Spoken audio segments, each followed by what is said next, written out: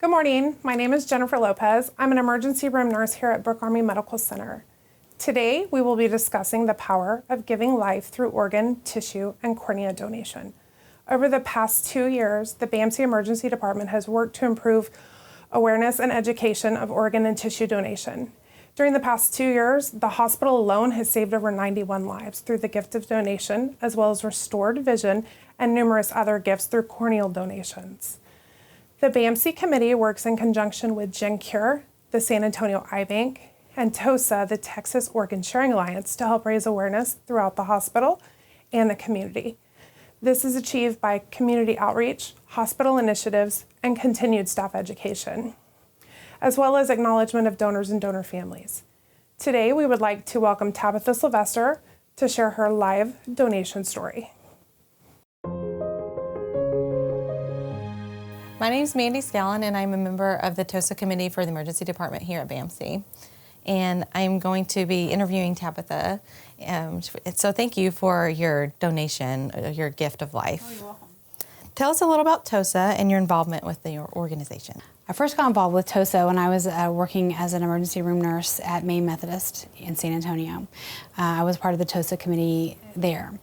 And so fast forward 15 years, I was working in the emergency department as their educator and partnered with the ICU to increase awareness of organ donation and how we can get our nurses more involved in the early identification of potential donors.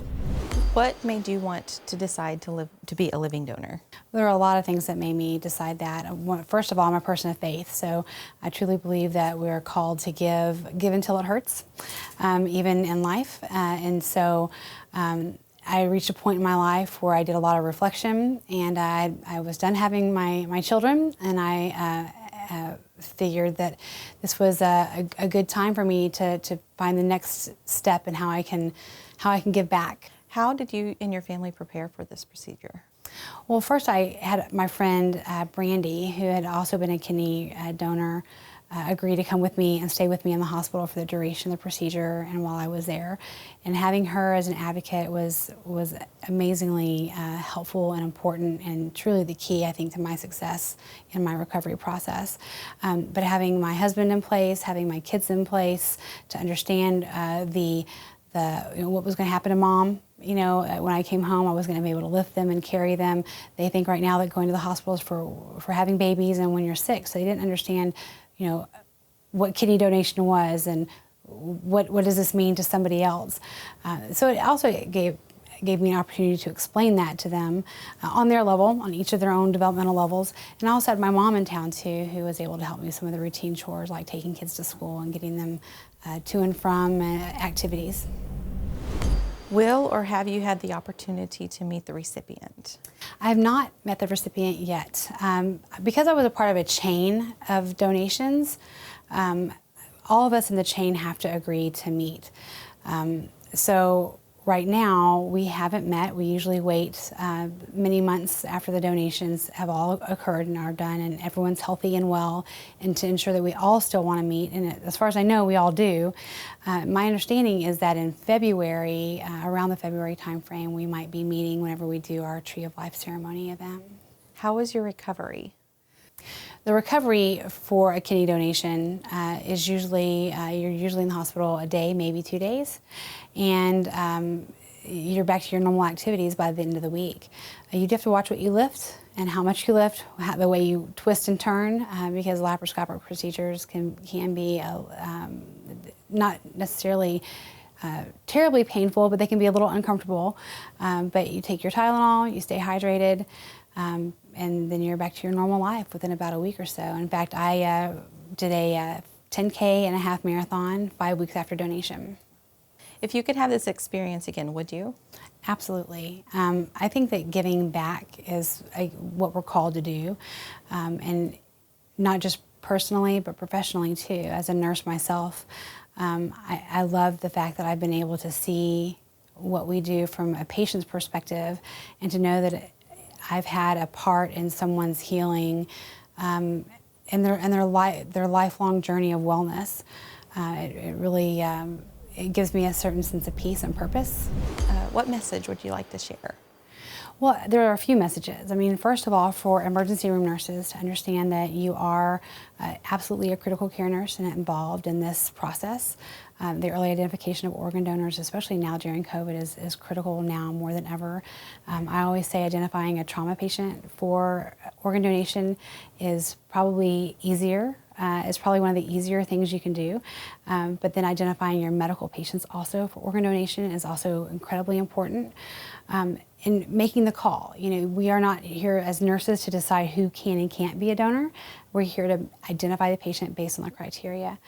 So that's very important. And I also find that as a nurse, that being able to redefine success whenever we're doing a resuscitation is very important, because sometimes achieving ROSC is not necessarily the end goal.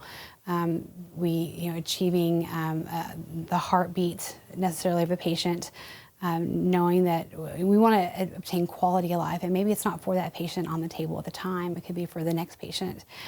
So being able to truly identify and redefine what success is in a successful code situation is really important. For everyone else to understand that not just saying and knowing that you're okay with the concept of organ donation. 90% of Americans are okay with the concept of organ donation, but only 60% have actually signed up. And saying that you want to sign up, whenever you get to be an organ donor, whenever you get your driver's license is one thing, but actually going to donatelife.org is the most important thing you can do, because then you can truly identify your gift, and you enter into a contract stating that, what do you want to give? Organs, tissue, or eye, or both, neither, all. So really understanding that, so that your family, that's one less decision that your family has to make for you. If you choose to be a living donor, which I think is a great option when you reach a certain phase in your life, understand that your life doesn't stop, your life goes on. And in fact, organ donors have a longer mortality. We tend to live longer because we are more self-aware of our wellness. We want to take care of ourselves.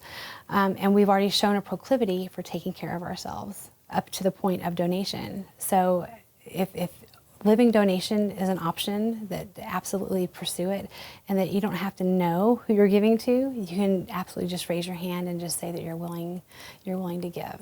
Thank you for sharing your generous gift, and thank you for your time.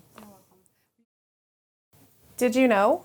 One person can save 8 lives through the gift of organ donation, and can enhance the life of up to 75 people with the donation of cornea and tissue. There's an extreme shortage of organ donors in the United States, and the demand far exceeds the supply. 22 people die each day while waiting for organs alone. You have the power to change that. Make your family aware of your wishes, and when you visit the DMV, have them make a notation on your driver's license. Please join us in a virtual donor drive now by scanning the QR code or registering at the personalized BAMC link. Register your decision today at www.donatelifetexas.org/BAMC. Thank you for your time and attention today.